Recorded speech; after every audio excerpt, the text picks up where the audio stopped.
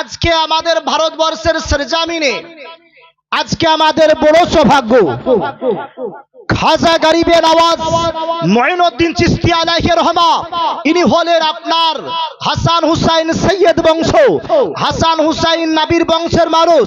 আজকে ভারতবর্ষের মাটিতে শুয়ে আছে। আজকে আমাদের বড় গর্ব, এই ভারতবর্ষ হলো আজকে আমাদের বাবার দেশ। এই ভারতবর্ষটা হলো আমাদের বাবার দেশ। এটা বাবার পৈতৃক সম্পত্তি, ভিটা আমাদের। এখান থেকে কিয়ামত পর্যন্ত কেউ লড়াতে পারবে না।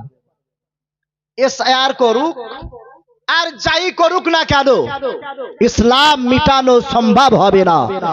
এ ভারতবর্ষটা অন্য কারণে, এটা হলো আমাদের বাবার দেশ, এটা বাবার পৈতৃক সম্পত্তি। বলে ভাই মাওলানা কি করে? আপনাদের আমি নলেজ দিতে চাই। এই ভারতবর্ষের মাটিতে, যখন এই ভারতবর্ষের মাটিতে কোন মানুষ ছিল না, সারা ওয়ার্ল্ডের বুকে মানুষের বসবাস ছিল না, কোন আপনারা জনবস্তি ছিল না, সেই টাইমে সেই সময় আমার আল্লাহ আমাদের আদি পিতা হযরত আদম আলাইহিস সালামকে জাজিরায়ে সুরনদ্বীপ শ্রীলঙ্কার মাটিতে আমাদের আপনার আদি পিতা হযরত আদম আলাইহিস সালামকে প্রেরণ করেছে। এটা আমাদের বাবার দেশ। আমরা তো বুক ঠুকে বলতে পারবো এটা আমাদের বাবার দেশ।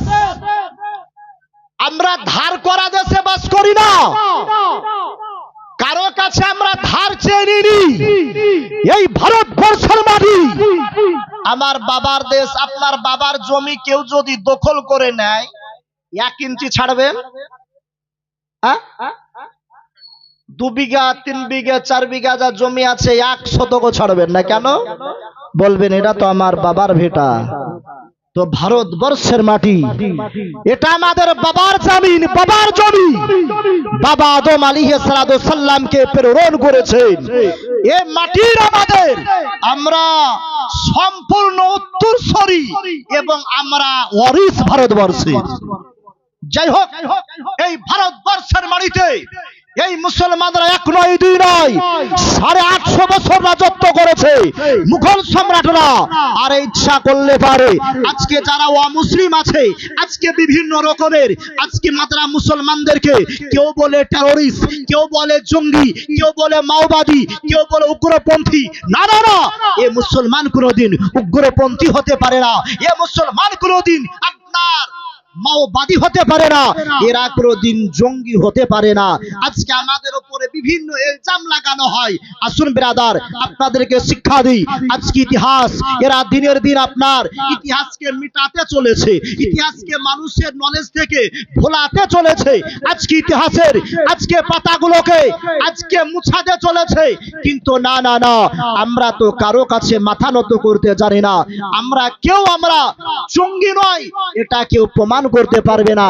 কিন্তু সুধী মণ্ডলী, আমাদের উপরে একটা যদি কোনো মাওলানাকে পেয়ে যায়, একজন মাওলানা দোষী মানে 1000 মাওলানা, এরা জঙ্গি। টুপি দাড়ি থাকলে পারি, এরাই হলো সমাজের সবচেয়ে ভয়ানক। তাই সুধী মণ্ডলী বলবো, যাই করুক না কেন, এ ভারতবর্ষের মাটি আমাদের বাবার ভিটা, বাবার দেশ।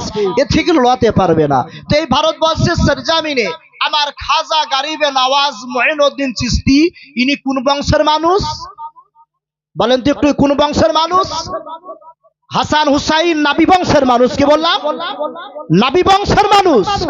আমাদের বড় সৌভাগ্য, এই ভারতবর্ষের মাটিতে খাজা গরিবে নওয়াজ মুঈনুদ্দিন চিশতি আলাইহি রহমা আলে রাসূল তিনি শুয়ে আছেন। আমাদের চিন্তার কোনো কারণ নাই।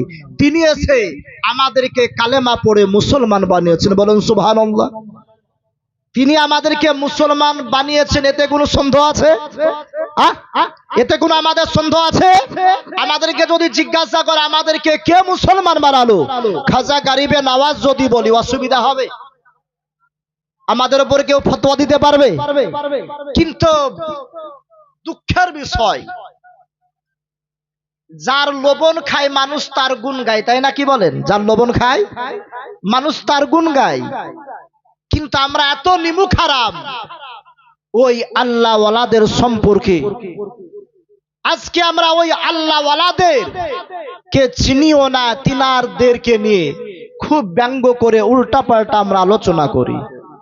আমার নিজস্ব ভাড়ে কিছু নাই, 2 পাতা পড়ে 6 পাতা ছিঁড়ে 10 পাতার বার্তা, কিন্তু আল্লাহর ওলি সম্পর্কে আমরা অনেক ক্রিটিসাইজ করি, অনেক উল্টা পাল্টা ভ্রান্ত মতবাদের মতটাকে আমরা গ্রহণ করি। এ ব্রাদার, আপনাদেরকে আমি বলতে চাই, আল্লাহর ওলিরা কোনোদিন ভণ্ড হয় না, আর ভণ্ড কোনোদিন পীর হয় না। এই বাউল ঝাউল আউল কিছু আছে, এদেরকে আমরা কোনোদিনই মানি না। এরা ইসলাম হতে খারিজ, এদেরকে আমরা মানি না। কিন্তু কি করে, এদের সঙ্গ আমাদেরকে গুলিয়ে দেয় বিভিন্ন উল্টা পাল্টা সমাজের বুকে। এর মেন প্রবলেমটা হলো শিক্ষার অভাব। আজ যদি দুনিয়ার বুকে সঠিক সুন্দরভাবে যদি মানুষ সঠিক চিন্তা ভাবনা করে দেখতো, বিশ্লেষণ করত, আল্লাহওয়ালা সম্পর্কে খারাপ ধারণাটা করতো না। যাই হোক, অনেক আলোচনা বলতে গেলে, এক খাজা গরিবে নওয়াজ আলাইহির রহমা, ইনি হলেন আলে রাসূল নবীর বংশের মানুষ। তিনার মায়ের নাম হলো মাহে নূর বিবি, আর বাবার নাম হলো গিয়াসউদ্দিন। বাড়ি কোথায়? সানজার শহর, ইরাকের সরজামিনে।